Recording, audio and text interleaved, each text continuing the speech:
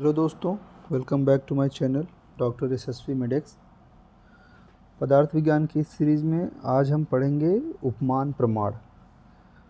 Exam point of view से देखा जाए तो ये चैप्टर इम्पॉर्टेंट है। इससे 5 मार्क्स के क्वेश्चन बनते हैं, है ना। तो क्लिनिकल बेसिस पे ये चैप्टर इम्पॉर्टेंट है। ये भी आगे हम देखेंगे क्या है इसमें, कैसे है। इसमें हमको पढ़ना क्या क्या है। पढ़ना तो सभी पॉइंट है, जैसे उपमान के प्रमाण परिचय। जो इम्पोर्टेंट पॉइंट है ये है उपमान के लक्षण, उपमान के उदाहरण, उपमान प्रमाण के प्रकार और सबसे इम्पोर्टेंट उपमान प्रमाण का आयुर्वेद में महत्व। तो ये जो 4 पॉइंट पर टिक मारा गया है ये आपको अच्छे से पढ़ना है, क्योंकि एग्ज़ाम में इसी से ज़्यादा क्वेश्चन आता है, ठीक है ना। बाकी परिचय लक्षण ये तो श्लोक आपको याद करना ही है, ठीक है ना।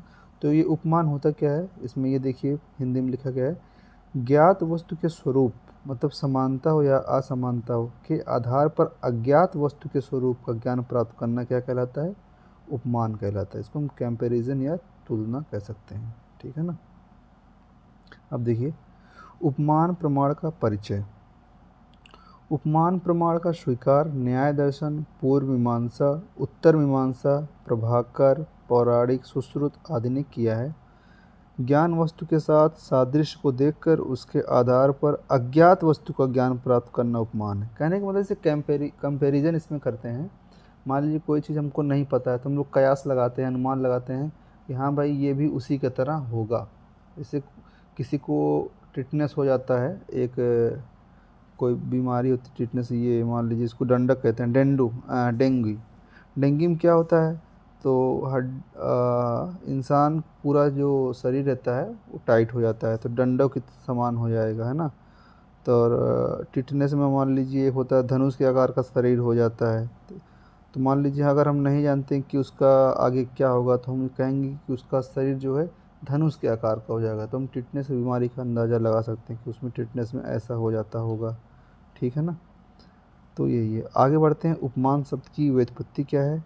उपमान शब्द उप प्लस मा प्लस ल्यूट से बना है, जिसका अर्थ तुलना, सादृश्य इत्यादि होता है। उपमीयते अनेन इति उपमानम, जिससे उपमिति उत्पन्न हो उसे उपमान कहते हैं। उपमिति का अर्थ है सादृश्य से प्राप्त वस्तु का ज्ञान, ठीक है ना। फिर है उपमान के लक्षण।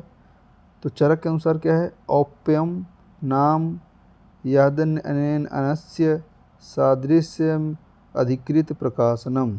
किसी प्रसिद्ध वस्तु का दूसरे अप्रसिद्ध वस्तु के समानता को देखकर जो कथन किया जाता है उसे औपम्य या उपमान कहते हैं। तो ये इसका एक औपम्य जो है ये इसका क्या हो गया, पर्यायवाची भी हो गया, ठीक है ना। चक्रपाणी के अनुसार क्या है, प्रसिद्ध वस्तु अन्यस्त अप्रसिद्ध वस्तु, है ना, इसका जो अर्थ है। तो आप इसमें से कोई एक याद कर लीजिए। सबसे इम्पोर्टेंट है चरक का याद कर लीजिए, और अगर वैशेषिक दर्शन के अनुसार दिया रहे या न्याय दर्शन के अनुसार दिया रहे तो वो इम्पोर्टेंट होता है, ठीक है ना, वो एग्जाम पे आता है। आचार्य डल्लर ने क्या कहा है, उपमान प्रमाण में किसी प्रसिद्ध वस्तु से समानता देखकर किसी अप्रसिद्ध वस्तु से जो सूक्ष्म है, ढकी है या विप्रकृत है, दूर है का ज्ञान हो। सब मिला के सब एक ही बात बोले, मतलब घुमा फिरा के अलग अलग अंदाज में बोले हैं, है ना। और तर्क संग्रह के अनुसार ये भी इंपॉर्टेंट होता है, इसको देख लीजिए। उपमिति कारणम, उपमिति कारणम उपमानम, उपमित के कारण साधन क्या कहते हैं, उपमान कहते हैं। संज्ञा और संगी के संबंध के ज्ञान को उपमिति कहते हैं।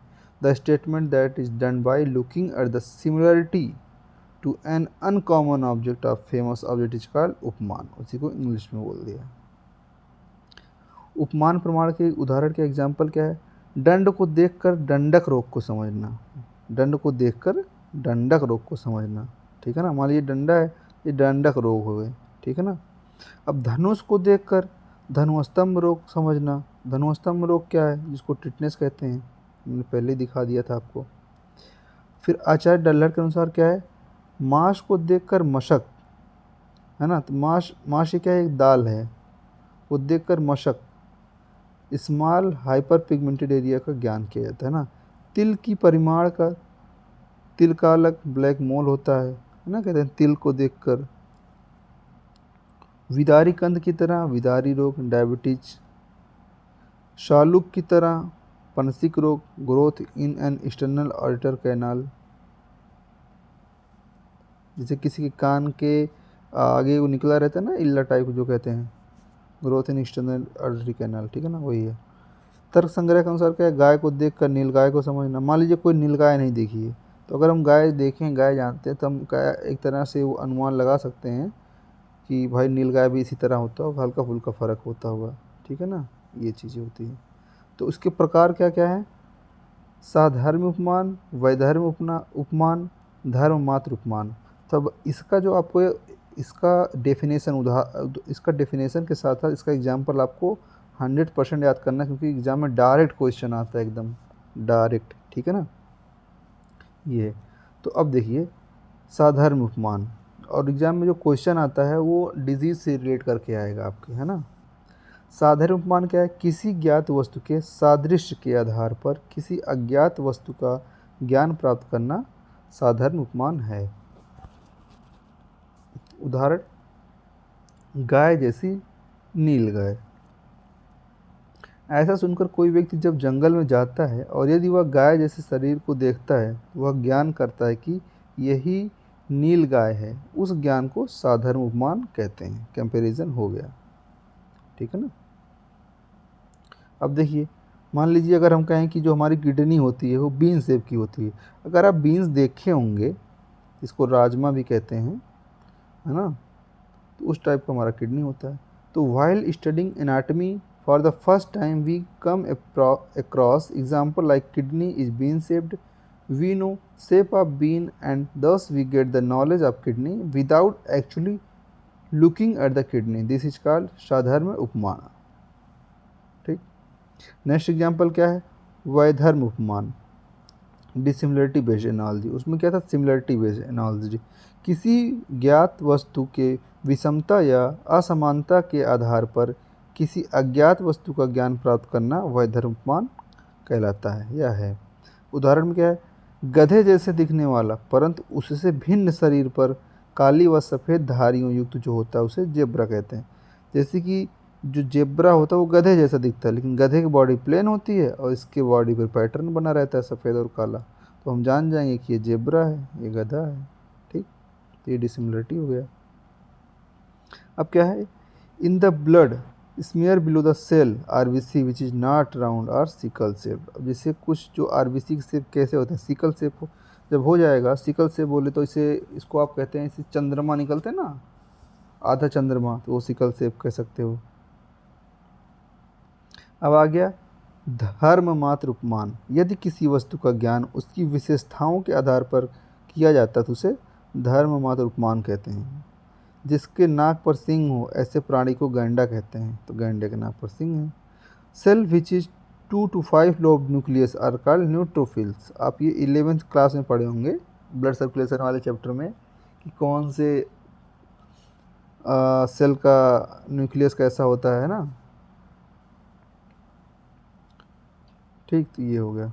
फिर आ गए उपमान प्रमाण के आयुर्वेद महत्व, ये इम्पॉर्टेंट है। ये आपको जब रचना शरीर में पढ़ेंगे उसमें भी ये सब मिलेगा आपको।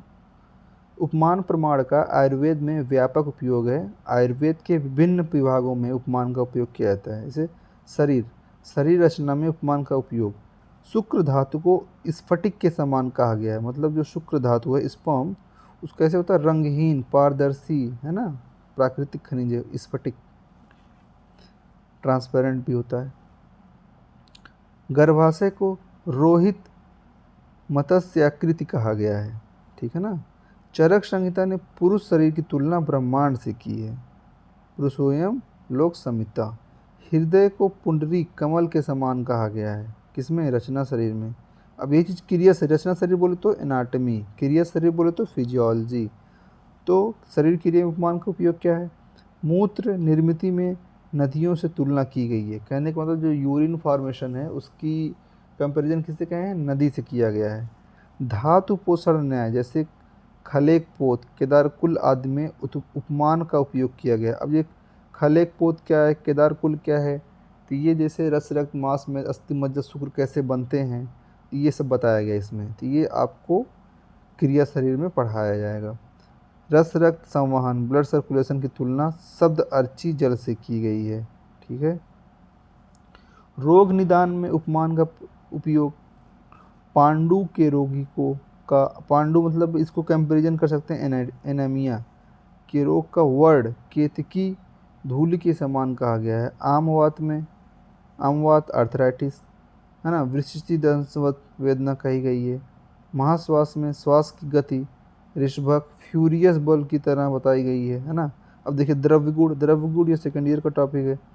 द्रव्यगुण में उपमान का उपयोग गाय के कान के सादृश्य गोकर्णी नामक वनस्पति होती है। गुडूची के कांड में चक्र के समान रचना होती है, इसलिए उसे चक्रलक्षिका कहते हैं। ठीक है ना। तो ये चैप्टर यहाँ पर होता है समाप्त। हम पढ़े थे उपमान। और समझ में आया हो तो लाइक कीजिए, सब्सक्राइब कीजिए। ठीक है, थैंक यू।